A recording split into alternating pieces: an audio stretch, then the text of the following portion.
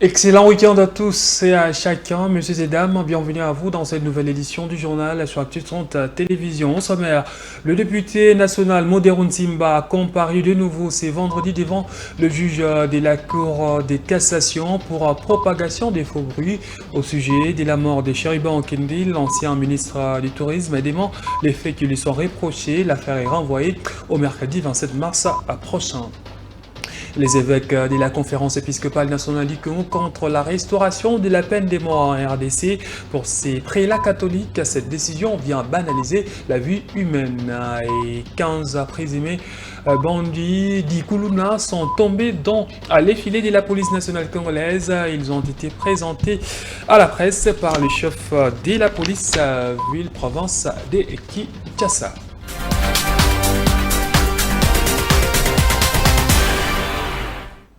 Une fois de plus, bienvenue à tous et à chacun. La Cour de cassation a renvoyé au mercredi 27 mars prochain l'affaire opposant le ministère public à l'ancien ministre du Tourisme, Modero Ntimba. Ce dernier est accusé d'imputation dommageable et propagation des faux bruits suite à un audio devenu viral sur les réseaux sociaux à travers lesquels il évoquerait les circonstances de la mort de Chériban Okende. À la barre, devant le juge de la Cour de cassation, c'est l'ancien ministre Modero Ntimba, vêtu en tenue de prisonnier aux côtés de ses avocats. Jugé en procédure de flagrance, ce député ne reconnaît pas les accusations portées contre lui. Depuis jusqu'à la date de mon arrestation, il n'y avait pas ce genre de publication sur la toile. C'est 24 heures, je pense, après mon arrestation, qu'on va m'apprendre par des responsables de la pénitence de la DEMIA et que tu fais un succès des mauvais goûts dans les réseaux sociaux. Ce qui m'étonne comme une pizza. Parce que même moi-même, la première fois que je suis allé écoutez ça, c'était le jour de mon interpellation à la DEMIA. L'instruction terminée, les avocats demandent la comparution d'un OPJ devant qui l'Herculien a suivi l'élément sonore pour la première fois. L'objet de notre demande postulée devant la Cour tendant à demander la comparution personnelle de l'OPJ de service ayant auditionné pour la toute première fois Monsieur Modero Ntimba dans le locaux de la DEMIAP. D'une part et d'autre part, que cet OPJ comparaisse accompagné du téléphone, considéré ici comme support électronique, si je peux me permettre, avec lequel Monsieur Modero a écouté pour la toute première fois l'audio objet de la prévention retenue à sa charge. Et cela a un bien fondé. Et le bien fondé est simplement, nous voulons nous rassurer, d'une part, comment le contenu vocal a atterri dans le téléphone de cet OPJ, pour en vérifier, bien entendu, la traçabilité, jusqu'à remonter à la première personne ayant diffusé ces contenus vocaux. Modero Ntimba est poursuivi pour imputation dommageable et propagation des faux bruits. L'audience du jour intervient après son transfert à la prison centrale de Makala. Restauration de la peine de mort en RDC, les évêques de la conférence épiscopale nationale du Congo s'y opposent farouchement. Pour ces prélats catholiques, cette décision vient banaliser la vie humaine en RDC. C'est un message lu par Monseigneur Donatien Cholet, il est secrétaire général de l'ASENCO. Depuis plusieurs années, la justice de notre pays est gangrénée par la corruption, le trafic d'influence, les erreurs judiciaires, le règlement des comptes. Par ailleurs, nous assistons aux exactions et exécutions extrajudiciaires commises par des milices et des groupes armés ou des gangs de délinquants Koulouna sur les paisibles citoyens. Aussi, voyons-nous des actes meurtriers décidés de façon arbitraire par la justice populaire. Ces attitudes dénotent le manque de respect de la vie humaine. La culture de la mort fait son bon chemin dans les chefs de la population congolaise. Dans ces contextes, le rétablissement de la peine de mort vient renforcer la banalisation de la vie humaine. Nous rappelons que l'exécution de la peine de mort est une violation du droit à la vie défendu par l'Église en s'appuyant sur la loi divine. Tu ne tueras pas. Exode 23. Ceci est un ordre intimé à tous. Les programmes de désarmement, démobilisation, réinsertion communautaire et stabilisation ont rêvé plusieurs points positifs. Affirmation du coordonnateur Jean Bosco Bahala à la tête de ces programmes depuis 5 mois déjà. Jean Bosco Bahala était l'invité du briefing de presse co-animé avec les porte-paroles du gouvernement Patrick Mouillère.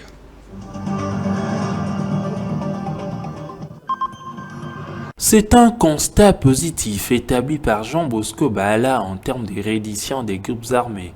De plus en plus de rebelles expriment la volonté de rendre les armes, a affirmé devant la presse les coordonnateurs du PDDRCS, programme de désarmement, démobilisation, relèvement communautaire et stabilisation. Mais lorsque nous sommes arrivés, nous avons pu constater maintenant que les groupes armés deviennent de moins en moins nombreux et beaucoup sont demandeurs de pouvoir entrer dans le programme. Et c'est ce qui s'est fait.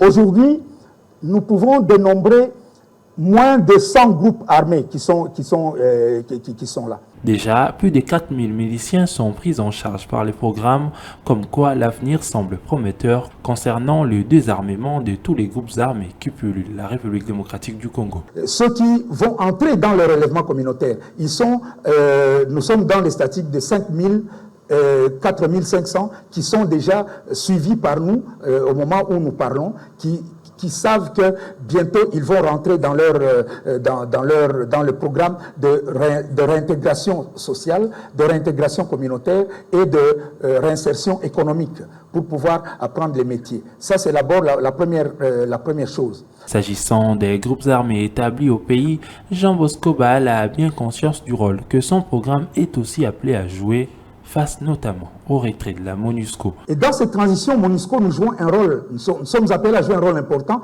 puisque le PDDRCS s'occupe de tous les DDR, c'est-à-dire de tout ce qui concerne les groupes armés nationaux et les groupes armés étrangers. Donc nous allons devoir hériter de ce que faisait justement DDR MONUSCO. Nous allons devoir hériter de cette expertise, mais aussi faire la passation justement de flambeaux, afin que nous puissions continuer ce travail qui était fait à ce niveau là-bas. Le coordonnateur a insisté également sur le fait que le PDDRCS s'étend également vers plusieurs autres provinces du pays et pas seulement celle de l'Est de la RDC.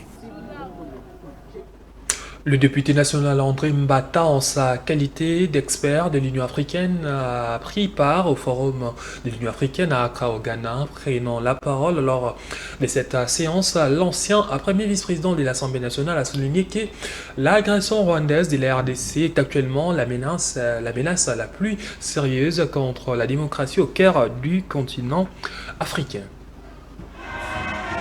Le président de la République du Ghana, Nana Addo Akufo, a ouvert les travaux du deuxième forum de réflexion de l'Union africaine sur les changements anticonstitutionnels des gouvernements en Afrique. Forum organisé par les conseils de paix et de sécurité de l'Union africaine. Le professeur André Mbata Betukume Soumango, en sa qualité d'expert de l'Union africaine, a représenté la République démocratique du Congo à ses assises. Ce deuxième forum était une occasion d'approfondir la réflexion sur les causes structurelles et les impacts des changements anticonstitutionnels des gouvernements en Afrique. Le professeur André Mbata Betukume Soumango a rappelé, en se basant sur les thèmes la démocratie et la gouvernance politique, que rien ne peut faire oublier la plus grave menace et atteinte à la démocratie et aux valeurs des circulations avec l'agression par le Rwanda. Je crois qu'il y a quand même des menaces à la démocratie dans ce pays. Et la principale menace actuellement, c'est l'agression dont la RDC est l'objet de la part du Rwanda. C'est une menace sérieuse. Et vous avez suivi l'Union européenne signant des protocoles d'accord sans considérer les valeurs des droits de l'homme, les femmes qui sont violées, les femmes tuées, 10 millions de morts. On coupe avec des machettes les femmes. Et cette union, l'Union européenne, the champions of democracy in the world, they just keep quiet. They don't do anything. Pendant que les gens sont en train, les droits de l'homme sont en train d'être violés. Et ici, il faut remercier le Conseil des pays de sécurité de l'Union africaine. Parce qu'en autorisant l'intervention des troupes de la SADC, on est en voie d'une réponse plus robuste. On en a marre de communiquer. Pour lui, en tant qu'expert de l'Union africaine, la promotion de la démocratie et de la bonne gouvernance politique en Afrique passe par la fin de l'agression rwandaise à l'est de la République démocratique du Congo. Ces travaux de 2 jours ont balisé le chemin pour éviter des changements anticonstitutionnels en Afrique. Le professeur André Mbatabe Soumangou est attendu ce week-end à Genève, en Suisse, pour participer au forum interparlementaire. Après 8 mois de cantonnement, les ex-combattants des Kassando ont droit à un retour civilisé dans leur milieu d'origine. C'est ce qui ressort des échanges entre le gouverneur militaire du Nord Kivu avec les animateurs du PDD-RCS sur la question le jeudi 21 mars au gouvernorat de la province. Images et commentaires. Le gouverneur militaire de la province du Nord Kivu, son Excellence général-major Peter Chirimwami, prend des mesures urgentes pour le retour civilisé des ex-combattants cantonnés à Kassando, dans le territoire de Lubero. Affirmation de Clovis Mounir et coordonnateur PDD-RCS Nord Kivu au sortir d'une réunion ce 21 mars 2024 avec l'autorité provinciale.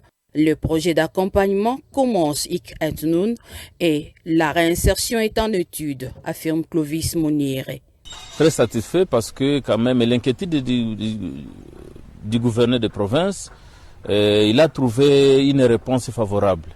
Parce que c'était une question sécuritaire et il a, avec les amis ici, avec les partenaires, ils l'ont rassuré pour dire Excellence, nous sommes prêts. Même maintenant, si vous donnez le go, nous passons à la vitesse supérieure et on commence l'opération. Donc pour le gouverneur, l'autorité provinciale, il est satisfait, les partenaires sont satisfaits et nous, les PDDRCS, nous sommes satisfaits. Non seulement les retours, c'est vrai parce que comme vous le savez, l'approche actuelle du PDDRCS, ça repose sur l'approche communautaire. Donc ils vont retourner dans leur communauté d'origine, accompagnés par des projets de réinsertion. Et après le projet de réinsertion, nous sommes en train d'examiner aussi la possibilité qu'on passe à la vitesse de réintégration. Parce que la réintégration, c'est à long terme. Cette position du gouverneur militaire du Nord Kivu en sa qualité de numéro 1 du cadre de concertation provinciale d'appui PDD-RCS réjouit en même temps les animateurs du programme, leurs partenaires et les ex-combattants. La police nationale congolaise met les bouchées doubles pour en finir avec le phénomène Colonna. Le jeudi, des bandits ont été présentés à la presse dans les lots des 15 présumés bandits, notamment un militaire et un repris de justice. Selon le commissaire provincial de la PNC, le général Blaise Kilimalimba, ces hommes volent, tuent et extorquent les motos, voitures et autres biens de leurs victimes. Plusieurs biens volés ainsi que les armes utilisées lors de leurs opérations ont été présentées. À ce jour, on peut affirmer que cette fois-ci, c'est non seulement les Kuluna, mais aussi les bandits à main armée qui terrorisent la population quinoise, armes à la main, et qui font des visites domiciliaires pour dévaliser les citoyens. Ils sont aujourd'hui dans les filets de la police. Et voilà pour ce soir. Pour la plupart, il s'agit de la commune de Mongafula, dans les quartiers Tchad, vers entrée Mama Koko, à Kimbondo, et aussi ceux de Kisenso, Ndjili et Matete. Oui, nous vous avons dit qu'il n'y a qu'une seule poche de résistance, notamment vers les quartiers Kaouka. Et les stratégies sont en train d'être peaufinées pour que ces quartiers aussi soient maîtrisés, comme on a maîtrisé Makala en arrêtant tous ceux qui ont sémé la terreur dans cette commune. Et on doit vous rappeler que tous les Koulouna qu'on a déjà eu à arrêter sont tous en prison. Et aujourd'hui, les audiences continuent en prison. Les audiences publiques continuent à se tenir, qui vont aboutir à des condamnations. Dans le cadre de sa seconde mission, lui confiée par le chef de l'État, l'informateur Augustin Kaboué a reçu Modeste Batsilukoibo, président du regroupement politique AFDCA. Il était question, lors de ces échanges, de discuter sur la formation du prochain gouvernement. L'AFDCA se positionne comme une grande force politique au sein de l'Union sacrée des nations avec plus de 100 députés. À l'étape d'aujourd'hui, nous avons pris bonne note des critères quant à la participation du gouvernement. Nous attendons que tout cela soit concrétisé. Et nous remarquons que le travail se fait convenablement et qu'il avance très bien. Notre souhait, c'est que, effectivement, le plus rapidement possible, le pays soit doté d'un nouveau gouvernement. Et nous, en tant qu'AFDC alliés, comme vous le savez, nous sommes l'une des grandes forces politiques de ce pays, avec 76 députés provinciaux et 30 députés nationaux. Donc ça fait 106 députés. Donc nous sommes une force sur laquelle le chef de l'État ainsi que le peuple congolais peuvent compter pour redresser la situation sécuritaire, économique et sociale dans notre pays. Oui, ensemble, nous pouvons mettre fin à la tuberculose en RDC. C'est le thème retenu cette année pour la journée mondiale de la lutte contre la tuberculose, célébrée à chaque 24 mars. En marge de cette date qui tombe dimanche, cette fois-ci, une journée des réflexions a été organisée ce vendredi à Kinshasa pour échanger sur les avancées scientifiques. Selon les programmes nationaux de la lutte contre la tuberculose, la RDC fait face à un grand défi des financements pour lutter contre cette maladie dont elle occupe la deuxième place en Afrique. Reportage de Gaël Monloaï.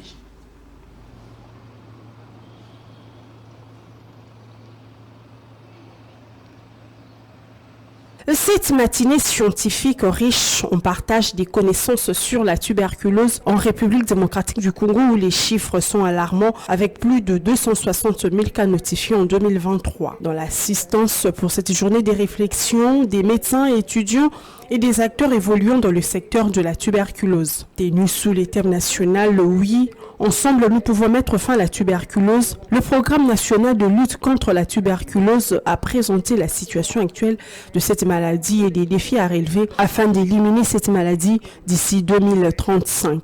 Le représentant du secrétaire général du ministère de la Santé, Hygiène et Prévention s'est exprimé. Ce thème qui nous réunit en ce lieu est vraiment pertinent car nous ne sommes plus qu'à 7 ans du dernier jalon avant l'élimination programmée de la tuberculose comme problème de santé publique.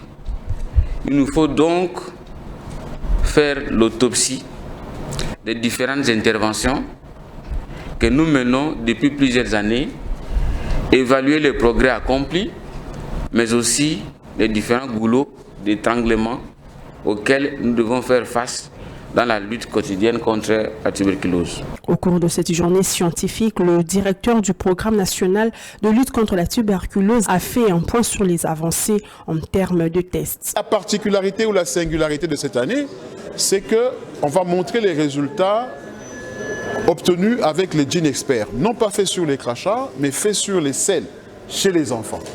Aujourd'hui, on n'a plus besoin de faire des manipulations invasives chez l'enfant pour avoir le résultat de la tuberculose. En prenant les selles des enfants, grâce à la technologie moléculaire, grâce au GeneXpert, on peut identifier. Vous savez que l'enfant ne crache pas, ou il crache très difficilement. Occasion pour le directeur du PNTL d'indiquer les facteurs des risques de la tuberculose en République démocratique du Congo. Quels sont les facteurs de risque les plus importants pour la tuberculose en RDC? Le tout premier, c'est la malnutrition. 150 000 cas sur les 260 000 qui apparaissent seraient dus à la malnutrition. Donc la malnutrition, la pauvreté, la promiscuité sont les premiers facteurs à risque de la tuberculose en RDC. Le programme national de lutte contre la tuberculose plaide pour un financement suffisant pour lutter contre cette maladie, soit 100 millions de dollars américains par an. La contribution actuelle du gouvernement congolais est de moins de 3%. À noter que la RDC parmi les pays qui en 2022 représentaient plus de 2/3 des cas mondiaux de tuberculose. Poursuivons ce journal dans la province de Mai-Ndombe avec ces cris d'alarme de la population du village Mepa où les écoliers vivent un véritable calvaire suite à l'état de leur école. Pas des bâtiments adéquats ni même des manuels scolaires appropriés pour étudier. Une aide des autorités compétentes est vivement à souhaiter. École maternelle. Ouais. École maternelle, Emma Ngoï. Premier égard, l'on se croirait à une bicoque où l'on distribue des vins des palmes au village.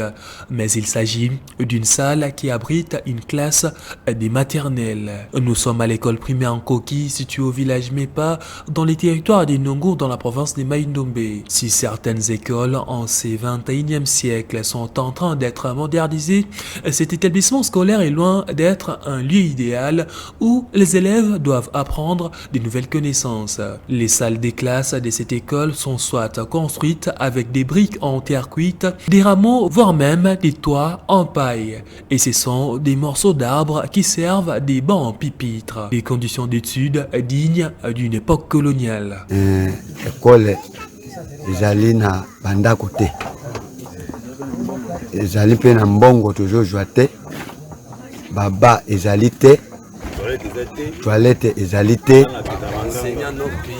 Enseignant bazali kozwa mbongo te. Nalobaka ki makambo ka nyonso ezali kaka te. Nazali kosenga na bakonzi ete soki possible bakoka kosalisa ngai banda na basanja ya balakisi basalaire na bango mpe bandako etongama baban batableau batoilette po bana batanga lokola elongo bana. Le chef de l'État a commencé déjà avec les 145 territoires. L'objectif c'est arriver à régler tout ça. Et avec son engagement, sa volonté, sa détermination, je pense que dans la prochaine mandature, les endroits comme ça vont trouver de réponses. Appel lancé aux autorités compétentes d'agir car l'avenir de la jeunesse en dépend.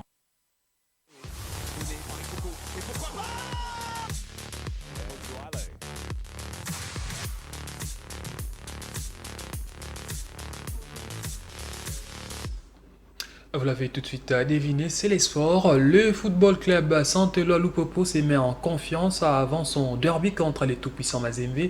L'équipe de Lubumbashi a battu jeudi à Kindu l'AS Maniema Union sur le score de 3-1 lors de la 4e journée des playoffs du championnat national de football à Ligue 1 à Lubumbashi. Pendant ces temps, les football clubs Les Aigles du Congo et Lubumbashi Sport se sont séparés sur un score de parité d'un but partout. Images et commentaires. Des dieux bénis Ndongala Makonzo.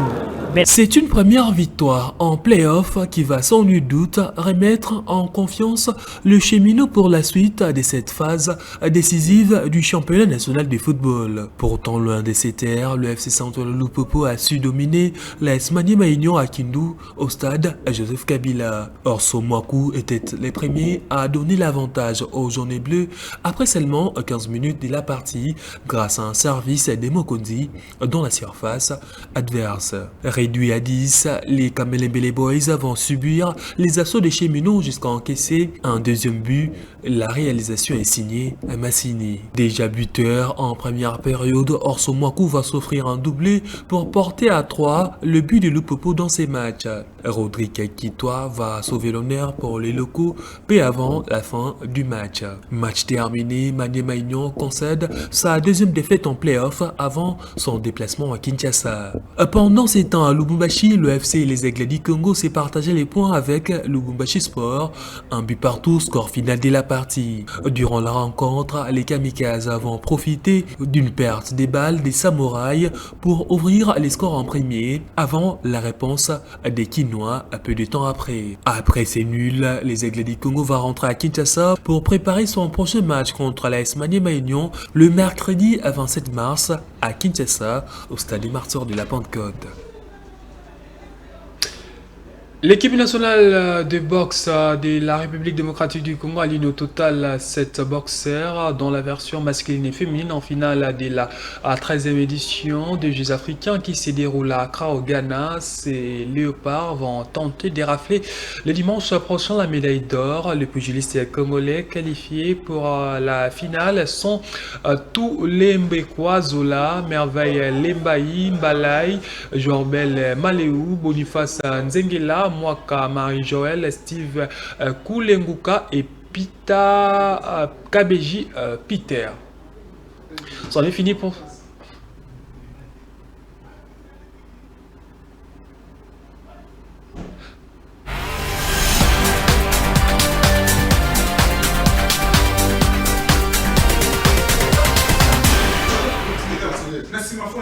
La monnaie. Fallait pas au terrain, tu vois comment. Et les gens qu'on a vu ça, c'est